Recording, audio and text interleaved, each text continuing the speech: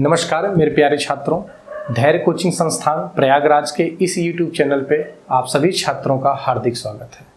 उम्मीद कर रहा हूँ कि इस चैनल पर आपको मदद मिल रही होगी। जो वीडियो, जो सवाल, जो चैप्टर इस वीडियो पे, इस चैनल पे पढ़ाए जा रहे हैं, आपको उम्मीद है कि समझ में आ रहा होगा और आप उसको एंजॉय कर रहे होंगे। ठीक है, आज नया वीडियो है, फ्रैक्शन के पार्ट 3 पर आते हैं। फ्रैक्शन का ऑलरेडी 2 वीडियो हमने डाल रखा है, तो आप जिन्होंने उसके पहले के वीडियो नहीं देखे हैं तो आप पहले वो वीडियो देख लीजिए, उसके बाद फिर इस वीडियो को देखिए। ठीक है, आज हमें जो स्टार्ट करना है, कंपैरिजन ऑफ फ्रैक्शन, यानी भिन्नों की तुलना पर आधारित प्रश्न करने हैं। ठीक है, तो भिन्नों की तुलना पर जो प्रश्न होते हैं उनमें हमें 2 या 2 से अधिक भिन्न दिए गए होते हैं और उनमें हमसे पूछा जाता है कि इनमें आरोही क्रम, अवरोही क्रम में बताइए, या दूसरी सबसे बड़ी भिन्न, या दूसरी सबसे छोटी भिन्न, बड़ी भिन्न, छोटी भिन्न, इस तरीके से तमाम प्रश्न आते हैं। कंपैरिजन ऑफ फ्रैक्शन का ये जो चैप्टर है, इसको तो इस चैप्टर के लिए तो पढ़ ही रहे हैं, लेकिन ये जो मेथड है हमारा, इसमें हम जो भी 4, 5, 6 मेथड पढ़ेंगे वो हम आगे के आने वाले चैप्टर के लिए पढ़ेंगे। जैसे रेशियो में भी हमें कंपैरिजन करना होगा, परसेंटेज के चैप्टर में भी हमें कंपेयर कराना पड़ेगा। तो ये जो मेथड मैं यहाँ पर पढ़ रहा हूँ, इसकी मदद से हम वहाँ पर कंपेयर करा पाएंगे। ठीक है, चलिए स्टार्ट करते हैं। आप हेडिंग लगा लीजिएगा, कंपैरिजन ऑफ मेथड। और एक चीज़ और ध्यान दीजिएगा, जब आप कोई वीडियो देखा करो तो उसके साथ पेन और पेपर लेके बैठा करो। ठीक है, जो चीज़ें, ऐसा नहीं कि आप पढ़े होंगे इसके पहले, आपको बुक भी आपके पास अवेलेबल होगी तो आप वहाँ से चीज़ें कलेक्ट कर सकते हैं, लेकिन जब कोई टीचर पढ़ाता है तो उसमें कुछ ना कुछ एक नई चीज़ आपको जरूर देखने को मिलेगी, चाहे कोई भी टीचर पढ़ा रहा हो। ठीक है, तो आप पेपर और पेन लेके बैठा करो और आपको जो चीज़ें सही लगे आप उसे नोट डाउन कर लिया करो कि हाँ, ये थोड़ी सी नई चीज़ मिली है। अब ऐसा नहीं कि पूरे 1 घंटे में, 1 घंटे की या आधे घंटे की वीडियो में बिल्कुल यूनिक चीज़ बता देगा, यूनिवर्सल में किसी ने नहीं बताई होगी, ऐसा नहीं है। वो आधे घंटे, 1 घंटे के वीडियो में मात्र 5 से 10 मिनट में ही ऐसी एक चीज़ बताएगा जो शायद आपने इसके पहले नहीं सुनी होगी, या आपको लगेगा कि हाँ, अगर मैंने सुनी थी तो इस तरीके से नहीं सुनी थी। ठीक है, तो आप पेन पेपर लेके बैठा करो या तो फिर उसका स्क्रीनशॉट ले लिया करो। ठीक, चलिए अब हम स्टार्ट करते हैं। पहला पॉइंट, कंपैरिजन ऑफ फ्रैक्शन कैसे करना होता है कंपेयर, कितने मेथड हैं। हम पहले मेथड की बात कर लेते हैं। तो पहला मेथड जो इसका होता है वो बेस्ड है एलसीएम मेथड, और एलसीएम को भी हमने 2 पार्ट में बांट रखा है, एक है हर का और दूसरा है अंश का। ठीक है, एक है एलसीएम मेथड में 2 पार्ट है, एक हर और एक दूसरा अंश का। दूसरा पार्ट है इसका परसेंटेज मेथड, दूसरा पार्ट है परसेंटेज मेथड। ठीक है, देखिए परसेंटेज मेथड क्या है, ये थोड़ा सा लेंदी हो जाता है। ये उन्हीं बच्चों का क्लियर हो पाता है जिन्होंने परसेंटेज बहुत अच्छे से पढ़ा हुआ है, जिनका परसेंटेज या किसी भी वैल्यू का अप्रॉक्सीमेशन आप अच्छे से कर सकते हो, तो ये मेथड आपके लिए अच्छा है, आप इससे बहुत अच्छा सवाल कर सकते हो। ठीक है, लेकिन थोड़ा सा जो बच्चे नए हैं, जिनको परसेंटेज का भी ज़्यादा ज्ञान नहीं है, ज़्यादा प्रैक्टिस नहीं है, तो उनके लिए थोड़ी सी ये दिक्कत हो सकती है। ठीक, चलिए अगला है, नेक्स्ट तीसरा है cross multiple method, cross multiply method. ठीक है, क्रॉस मल्टीप्लाई यानी तिर्यक गुणा विधि। ठीक है, तिर्यक गुणन विधि। चौथा है इसका, चौथा पार्ट है कॉमन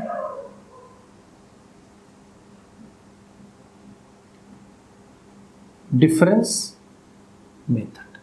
कॉमन डिफरेंस मेथड का मतलब होता है समान अंतर विधि। क्या होता है? समान अंतर विधि। ठीक है, इसका जो 5वां पार्ट है ऊपर लिख दे रहा हूं।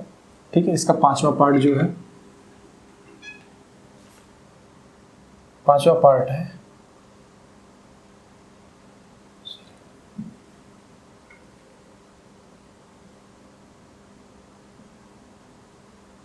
Difference method. ठीक है, डिफरेंस मेथड याद रखिएगा, एक है कॉमन डिफरेंस मेथड और एक है डिफरेंस मेथड। ठीक है, आप ये बुकों में मिल जाएगी, या आपको किसी भी बुक में मिल जाएगी कॉमन डिफरेंस मेथड, लेकिन ये डिफरेंस मेथड आपको शायद ही बुक में मिल पाए। ऐसा नहीं कि किसी बुक में लिखे नहीं होगी, लिखी होगी। देखिए कोई भी मेथड कोई टीचर पढ़ाता है तो मैं आपको बता दूं कि ऐसा नहीं कि ये उनका बनाया मेथड होता है, ऐसा कुछ भी नहीं है। ठीक है, बहुत कम ऐसे मेथड होते हैं जो टीचर खुद से बनाते हैं, अदरवाइज वो पैटर्न फॉलो करते हैं। आप जितने भी कैलकुलेशन देखते होंगे, जितने भी कैलकुलेशन आप जैसे यूनिट डिजिट मेथड है, लास्ट 2 डिजिट मेथड है, और आपका इस तरीके से जो डिफरेंस मेथड है, ये सब हमारे वैदिक गणित के अंतर्गत आते हैं। ठीक है, जब हम वैदिक गणित, हमारे शुरू से लेकर और हायर एजुकेशन तक वैदिक गणित नहीं पढ़ाई जाती है, लेकिन जितने आपके कैलकुलेशन के पार्ट हैं, जो आपके थिंकिंग लेवल, जो आजकल लोग बोलते हैं कि कॉन्सेप्ट से सवालें लगती हैं, विदाउट पेन और पेपर के सवालें लगती हैं, तो वो हमारे वैदिक गणित की ही देन है। ठीक है, इसके पहले हम लोग एक्स वाई या पूरा एक एक नियम से सवालें लगाया करते थे, तो वो थोड़ी सी लेंदी होती थी। लेकिन अब क्या है, लोगों के अंदर जागरूकता बढ़ रही है और वैदिक गणित की तरफ जा रहे हैं। तो आप लोग को भी कोशिश करिए कि आप लोग वैदिक गणित को सीखने का प्रयत्न करें, और उसके सारे पॉइंट तो आप नहीं सीख पाओगे और न ही आपको सारे पॉइंट सीखने हैं, लेकिन हाँ, वो पॉइंट जो आपके एग्जाम में आपकी मदद कर सकते हैं, आप उन्हें जरूर सीखना। जैसे गुणा करना, स्क्वायर निकालना, क्यूब निकालना, ये वैदिक गणित की ही देन है, जो आप इतनी जल्दी से 2 डिजिट, 3 डिजिट, 4 डिजिट का स्क्वायर कर सकते हो, 50 के प्लस, 50 के नियर अबाउट, ये सारी चीजें वहीं की देन है। ठीक है, चलिए तो हम आगे अपनी वीडियो को बढ़ाते हैं। तो ये 5वां डिफरेंस मेथड, याद रखना ये कॉमन डिफरेंस मेथड क्या है मैं आपको बता देता हूं। कॉमन डिफरेंस मेथड समझना शब्द से कि डिफरेंस क्या हो, ऐसा 2 या 2 से, अभी मैं इसकी डेफिनेशन जब पढ़ाऊंगा तो लिखवाऊंगा, ऐसा 2 या 2 से अधिक भिन्न जिनके प्रत्येक के अंश और हर का अंतर समान हो। जैसे यहां पर मैं लिखूं a/b, यहां पर लिखूं c/d। अगर इनका डिफरेंस, इन दोनों का डिफरेंस अगर x हो, तो इन दोनों का भी डिफरेंस क्या हो, x हो, तो इसे हम क्या बोलते हैं, कॉमन डिफरेंस मेथड। इसे क्या बोलते हैं, कॉमन डिफरेंस मेथड, अगर दोनों का x आ जाए। लेकिन सपोज करिए इसका x आ जाए और इसका y आ जाए, तब ये कॉमन डिफरेंस नहीं होता है, और ये सिर्फ होता है क्या, डिफरेंस मेथड। तब इसको हम सिर्फ डिफरेंस मेथड से लगाते हैं, सिर्फ डिफरेंस मेथड से लगाते हैं। क्लियर है यहां तक? चलिए आगे बढ़ते हैं। और ये आपका बेस्ट मेथड है, आप लोग इसे सीखिएगा, और जब आप इसे सीख पाओगे तो ऐसा मेरा मानना है, मैं आपको समझाता हूं कि जैसे 239 डिवाइड बाई आपको मिल जाता है 249, फिर 581 डिवाइड बाई 592, ये जो बड़े बड़े नंबर हैं, बड़ी बड़ी भिन्न हैं, तो अब न तो आप इसका एलसीएम निकाल सकते हो, न ही इसके परसेंटेज का अप्रॉक्सीमेशन कर सकते हो, और न ही इसका क्रॉस प्रोडक्ट कर सकते हैं। आप इसका क्या, क्रॉस प्रोडक्ट भी नहीं कर सकते। और आप देखेंगे इसमें कॉमन डिफरेंस भी नहीं है, अगर आप चेक करेंगे तो इनमें कॉमन डिफरेंस भी आपको नहीं नजर आएगा। तो ये वाली सवाल सिर्फ और सिर्फ डिफरेंस मेथड से लग सकती है। क्लियर है यहाँ तक? तो इन सब सवालों के लिए, जो बड़ी सवालें होंगी, उनके लिए हमें क्या पढ़ना पड़ेगा, डिफरेंस मेथड पढ़ना पड़ेगा। क्लियर है यहाँ तक? चलिए तो हम स्टार्ट करते हैं टाइप 1 से। हम सारे टाइप वाइज पढ़ेंगे, लेकिन उसके पहले कुछ कॉन्सेप्ट आप समझिए इसका, कि क्या कॉन्सेप्ट होता है इसका।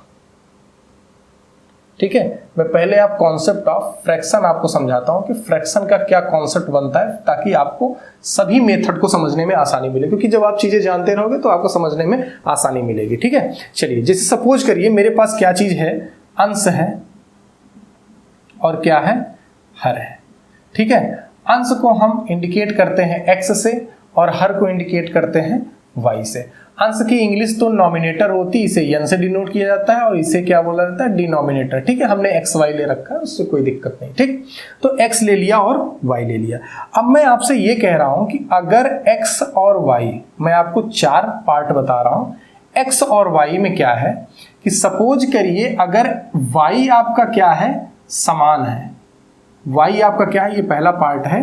अगर y आपका क्या है, समान है, और x इंक्रीज कर गया, x क्या कर गया, बढ़ गया, अंश आपका बढ़ गया, तो पूरी भिन्न की वैल्यू क्या हो जाएगी, बड़ी हो जाएगी। क्या, अगर हर आपका क्या हो, समान हो, सब जगहों पर अगर हर आपका क्या हो, समान हो, तो x यानी अंश जिसका बड़ा होगा वही पूरी भिन्न क्या होगी, बड़ी होगी। ठीक है, चलिए दूसरा क्या है समझिएगा। अगर x बटे y है और ये x आपका क्या हो जाए, समान हो जाए, यानी कहने का मतलब आपका अंश समान हो जाए और y आपका घट जाए, y आपकी क्या हो जाए, घट जाए, यानी हर आपका घट जाए, तो भी भिन्न क्या हो जाएगी, बड़ी हो जाएगी। भिन्न क्या हो जाएगी, बड़ी हो जाएगी। फिर से समझना, अगर x बाई वाई है और x आपका समान हो जाए, y क्या हो जाए, छोटी हो जाए, यानी हर क्या हो जाए, छोटा हो जाए, तो आपका अंश क्या हो जाएगा, बड़ा हो जाएगा। ठीक है यहां तक। चलिए तीसरा पार्ट क्या है वो समझिएगा, फिर मैं इस पे एक एक एग्जांपल भी आपको समझाऊंगा। तीसरा पार्ट कुछ ऐसा है कि अगर आपके पास x बटे वाई है और x बढ़ रहा है और y घट रहा है, तो पूरी ओवरऑल भिन्न की वैल्यू क्या हो जाएगी, बड़ी हो जाएगी। कैसे समझिएगा, पहले ये मैं समझा देता हूं आपको। ठीक है, चलिए देखिए कैसे होगा। पहला पार्ट, सपोज करिए अगर आपके पास हो 5 और 6, यानी 4/5 और 6/5। अब आप देख रहे हैं कि आपका हर क्या है, दोनों जगहों पर समान है। अगर दोनों जगहों पर हर समान है तो वह भिन्न बड़ी होगी जिसका अंश क्या होगा, बड़ा होगा। तो अंश किसका बड़ा है, ये वाला, तो ये वाली भिन्न क्या हो जाएगी, बड़ी हो जाएगी।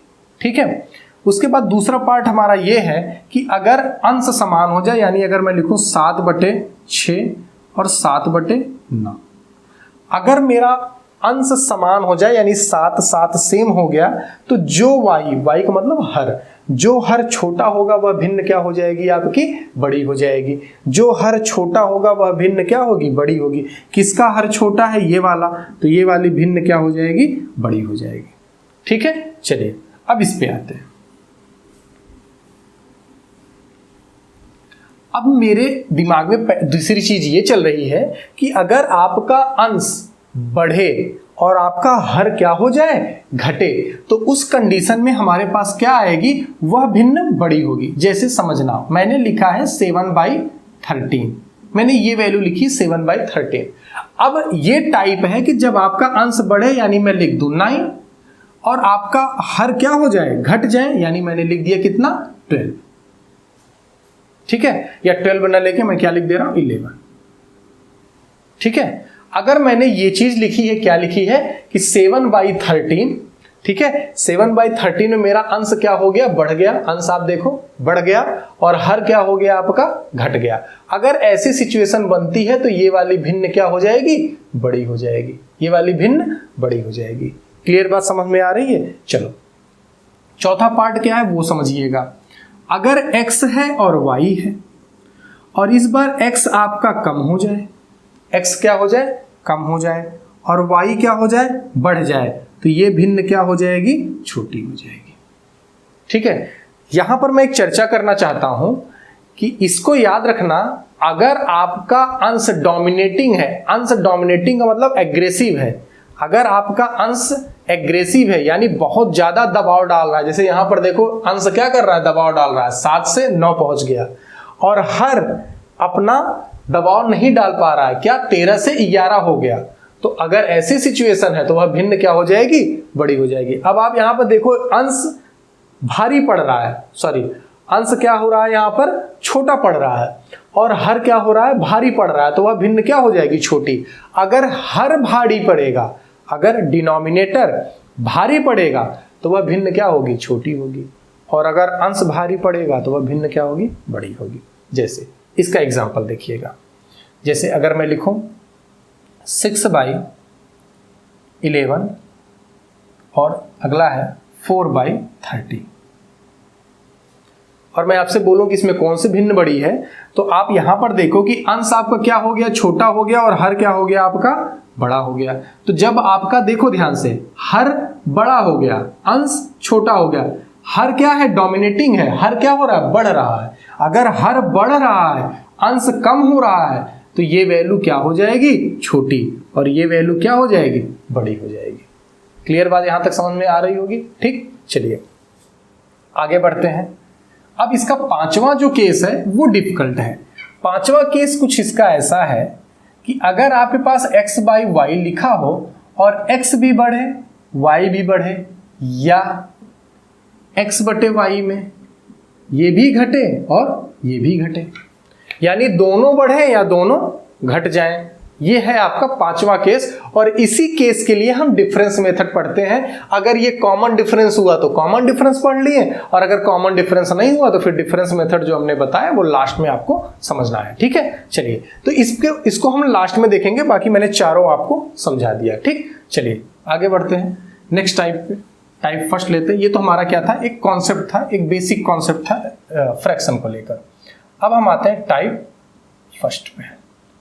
टाइप फर्स्ट का मतलब मैंने लिखवाया था, जब हर समान हो, जब हर समान हो तब के लिए क्या होगा, जब हर समान होगा तो कौन सी भिन्न बड़ी होगी, जिसका अंश बड़ा होगा। जैसे सपोज करिए 9 9 9, यहाँ पर 6 5 11।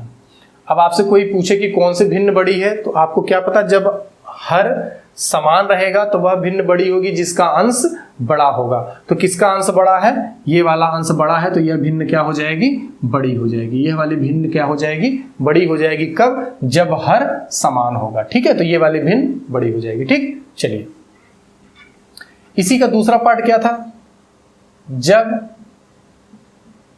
अंश समान हो, जब अंश समान।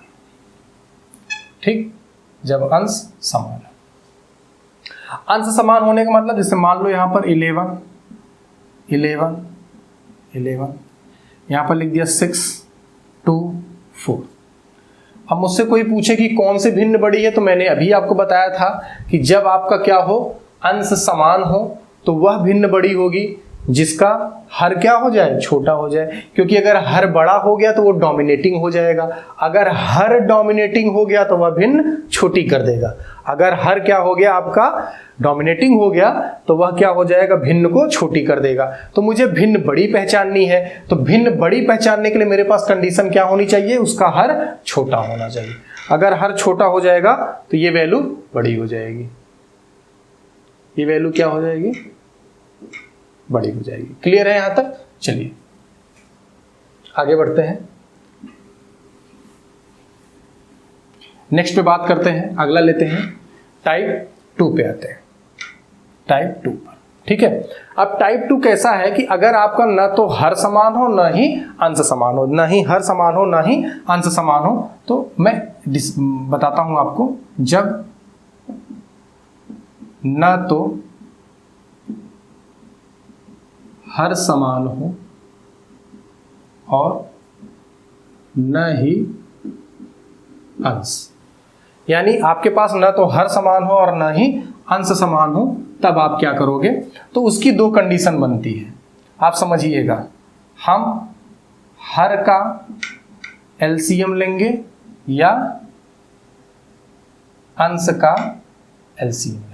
ठीक है, दोनों पे बातें करेंगे, यानी हम इसका भी एलसीएम ले सकते हैं और इसका भी एलसीएम ले सकते हैं। तो हम सेम करेंगे। जैसे सपोज करिए ये कब यूज होगा, जैसे मान लीजिए आपको मिल जाए कि 11/3 9/7 5/2, इस टाइप से अगर आपको मिल जाए कि आप इसे सॉल्व करिए। ठीक, 3 ये मिल जाए आपको, इसको सॉल्व करना है। तो अब आप यहां पर क्या बोलोगे कि हम किसका एलसीएम ले लेंगे, अंश का एलसीएम ले लेंगे। किसका एलसीएम ले लेंगे, अंश का। तो कितना आ जाएगा, 3 × 7 × में 2, ये किसका एलसीएम आ जाएगा, अंश का, हर का एलसीएम आ जाएगा। ठीक, अब आप यहां पर क्या करोगे, 3 से 3 कट जाए, कितना हो जाएगा, 7 दूनी 14। ठीक है, 14, तो कितना हो जाएगा, 154। आप 3 से 3 को काट दोगे, इसका एलसीएम कितना होगा, 372। जिनको एलसीएम नहीं पता, आप एलसीएम की प्लेलिस्ट में जाइएगा, वहां पर एलसीएम की वीडियो है, तो आप वहां पर एलसीएम की वीडियो देखिएगा, एलसीएम आपको पता चल जाएगा, हमने पढ़ा रखा है। ठीक है, तो 372, तो 372 में क्या है कि हमने इनका मल्टीप्लाई कर दिया 372। अब ये 3 से 3 कट जाएगा, बचे कितना, 14। 14 का मल्टीप्लाई 11 में। ठीक है, तो 14 का मल्टीप्लाई 11 में करेंगे तो 154। आगे 7 से 7 कट जाएगा तो 3 दूनी 6, 7 से 7 कट जाएगा, 3 दूनी 6, 9 का मल्टीप्लाई 6 में करेंगे, कितना हो जाएगा, 54 हो जाएगा। 2 से 2 कट जाएगा, कितना हो जाएगा, 7 × 21, 21 का मतलब कितना, 63। अब हमें ये चीज पता था कि अब देखो मैंने एलसीएम का मतलब क्या होता है, एलसीएम का मतलब होता है इक्वल।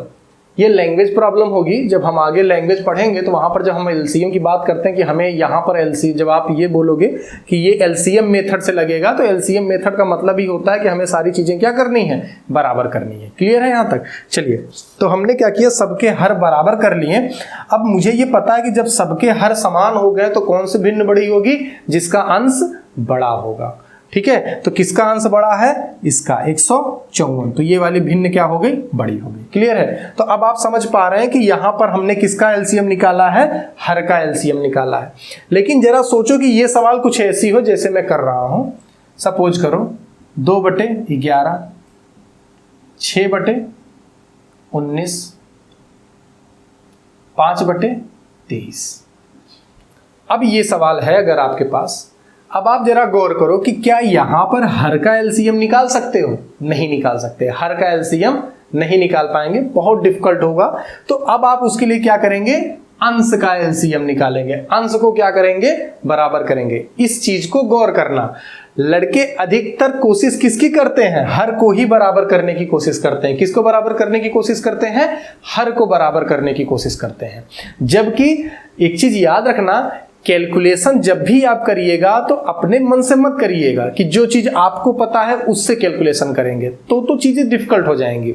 आप जो इतने तरीके सीख रहे हो वो इसीलिए सीख रहे हो कि हमारे पास जैसे नंबर दिखेंगे हम वैसे कैलकुलेशन करेंगे। ठीक है, जो चाहता है नंबर उस तरीके से कैलकुलेशन होता है। ठीक है, अपने हिसाब से कैलकुलेशन नहीं होता।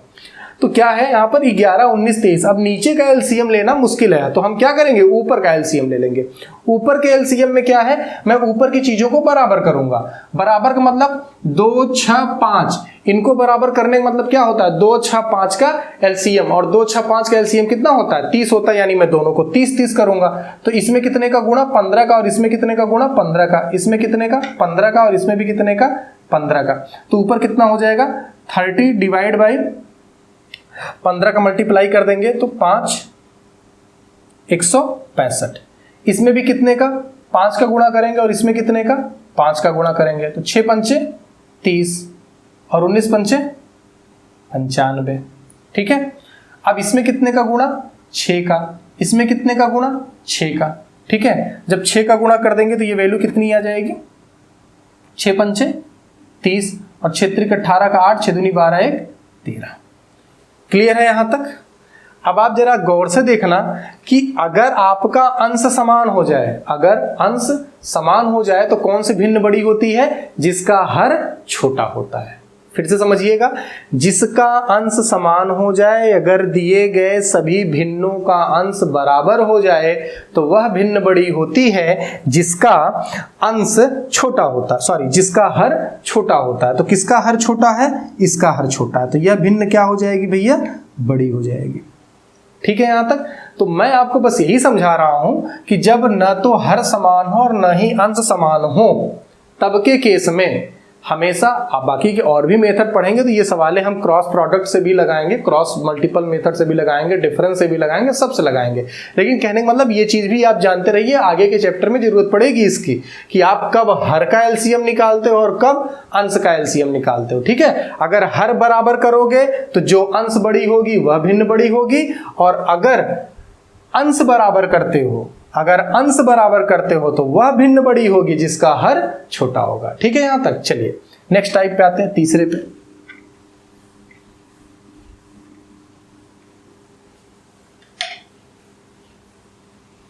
चलिए, तीसरा पॉइंट है हमारा क्रॉस मल्टीपल। ठीक है, तीसरा पॉइंट है हमारा cross multiple. Cross multiply, cross multiply. ठीक है, तिर्यक गुण, तिर्यक। अच्छा, ये क्रॉस मल्टीप्लाई कोई नया मेथड नहीं है। ठीक है, ये एलसीएम ही है। ये क्या है, एलसीएम ही है। बस है क्या इसमें कि अभी तक हम जब एलसीएम लेते थे तो सभी संख्याओं का एक साथ लेते थे, लेकिन अब की बार ऐसा नहीं है। अब हम जो एलसीएम लेंगे वो दो दो संख्याओं का करके लेंगे, मतलब इकट्ठे एलसीएम नहीं लेंगे, दो दो संख्याओं का एलसीएम लेंगे। जैसे सपोज करिए ये क्या है, अगर मेरे पास कोई a बाई बी है और ये क्या है, c बाई डी है। ठीक है, अब मुझे अगर इनका एलसीएम लेना होगा तो मैं क्या करूंगा, बी डी ले लूंगा, b इंटू में d। तो B से B कट जाएगा, अकेले D बचेगा तो A इंटू में D हो जाएगा। फिर D से D कट जाएगा, B बचेगा तो B इंटू में C हो जाएगा। यही क्रॉस है। अब इनमें अगर ये वाली वैल्यू बड़ी हुई तो ये भिन्न बड़ी हो जाएगी, अगर ये वैल्यू बड़ी हुई तो ये वाली भिन्न बड़ी हो जाएगी। ठीक है, तो इसी को क्रॉस बोलते हैं। ये इसमें गुणा कर दिया गया और ये इसमें गुणा कर दिया, कोई नया ट्रिक नहीं है ये। ठीक है, ये कोई नई ट्रिक नहीं है, ये बस क्या है, ऐसे ही दो दो संख्याओं का यानी दो दो भिन्न को एलसीएम के द्वारा सॉल्व करना ही क्या कहलाता है, मल्टीप्लाई मेथड कहलाता है। ठीक है, चलिए आगे बढ़ते हैं। इसका स्क्रीनशॉट ले लिए होंगे। जैसे सपोज करिए हमारे पास एक जगह है 7/9, एक जगह है 11/13। अगर आपसे कोई पूछे कि कौन सी भिन्न बड़ी है तो आप बोलोगे 13 का इसमें गुणा कर दो 7 में, 13 सत्ते 91, 9 का 11 में 99। अब आप 91 99 में कौन सी बड़ी है, 99 बड़ी है, यानी ये वाली भिन्न बड़ी है। ठीक है, जैसे कि एग्जांपल और लेते हैं 3/5, 7/11 और 13/16। मुझे पता करना है कि कौन से भिन्न बड़ी है, तो मैं पहले इन दोनों को ले लूं। या तो आपके पास पहला तरीका क्या है कि आप अंश का एलसीएम निकाल दो, हर का निकाल दो, और चाहे अंश का निकाल दो। अभी तक मैंने जो चीजें पढ़ाई हैं उनमें आपको सिर्फ दो चीज करनी है। क्या करनी है, पहले आप क्या करो, या तो आप ऐसा भी चेक कर सकते हो, जरा देखो यहां पर अंश बढ़ रहा है, यहां पर क्या बढ़ रहा है, अंश बढ़ रहा है, यहां पर क्या बढ़ रहा है, हर बढ़ रहा है। ठीक है, तो दोनों चीजें, ये पांचवा केस था, इसके पहले पांचवा केस था, तो इन सब के लिए हम क्या पढ़ते हैं, डिफरेंस मेथड पढ़ते हैं। ठीक है, तो अभी आप चाहो तो या तो इनका हर का एलसीएम ले लो, और चाहो तो आप इनके अंश का एलसीएम लेकर आप उसे सॉल्व कर सकते हो। ठीक है, अदरवाइज आप क्या करो कि दो दो संख्याओं को लो, पूरे का नहीं, दो दो का लो, आप इसका मल्टीप्लाई इसमें करो, इसका मल्टीप्लाई, 7 बचे 35 और 11 तियां 33। अब आप बोलोगे 33 35 में कौन सा बड़ा है, 35 बड़ा, यानी ये बड़ा, यानी ये भिन्न बड़ी है। अब इन दोनों को स्टार्ट करते हैं। ठीक है, 11 का मल्टीप्लाई 13 में, ठीक है, तो 143। 11 का मल्टीप्लाई 13 में कितना, 143। ठीक है, इसको मिटा देते हैं, 7 छंग 42 की 2 4 112। ठीक है, 7 का मल्टीप्लाई 16 में, ठीक है, 7 का मल्टीप्लाई 16 में कितना, 112। अब 112 143 में कौन सा बड़ा, 143। ठीक है, तो ये वाली भिन्न क्या हो गई, बड़ी हो गई हमारी। ये वाली भिन्न 13/16 क्या हो जाएगी, बड़ी हो जाएगी। क्लियर बात समझ में आ रही। तो ये आपका क्या रहा, क्रॉस प्रोडक्ट मेथड रहा। अभी इस पे हमें सवालें और करनी है, अभी हम और सवाल करेंगे। आज के लिए बस इतना ही, हमने इतने मेथड देखे, टाइप 3 तक हम पहुंच गए। ठीक है, बाकी हमारे पास जो 2 टाइप और बची हैं, परसेंटेज मेथड और कॉमन डिफरेंस और डिफरेंस मेथड। ठीक है, उसको हम नेक्स्ट टर्म पे करेंगे, अगली वीडियो में करेंगे। ठीक है, आप इस पे आधारित सवाल लगाइएगा। बाकी पूरा फ्रैक्शन कंप्लीट होने के बाद हम फ्रैक्शन पे सवाल एक तरफ से लेंगे। ठीक है, तो उसमें जितने भी टाइप आते जाएंगे, इस टाइप से जितने भी सवालें होंगी, आरोही अवरोही, वो सारे सवाल हम करेंगे। अच्छे लेवल से अच्छे लेवल का सवाल सॉल्व करेंगे। आप लोगों को वीडियो अगर अच्छा लग रहा हो, आपको अगर इस वीडियो से मदद मिल रही हो, तो आप इस वीडियो को शेयर करिए बच्चों में जिनको ज़रूरत है, जो बच्चे बाहर रहते हैं, जिन बच्चों को पढ़ना है, तो आप उन्हें ये वीडियो शेयर करिए। ठीक है, और आप लाइक करिए, कमेंट जरूर किया करिए कि वीडियो कैसी लगी, कैसी नहीं लगी, क्या आप इम्प्रूवमेंट चाहते हैं। ठीक है, तो आप उसको हमें बताया करिए। हम कोशिश करेंगे कि हमारे वीडियो में वो चीज़ें आप इंक्लूड हो सकें। ठीक है, इसका भी PDF बहुत जल्द मिल जाएगी आप लोगों को, और बाकी आप इसको पढ़ते रहिए। जैसा भी कोई डाउट होगा, जैसा भी कोई क्वेश्चन होगा, आप लोग हमको कमेंट बॉक्स में लिखा करो, हम उसका पूरा उत्तर देने की कोशिश करेंगे। ठीक है, नमस्कार, धन्यवाद।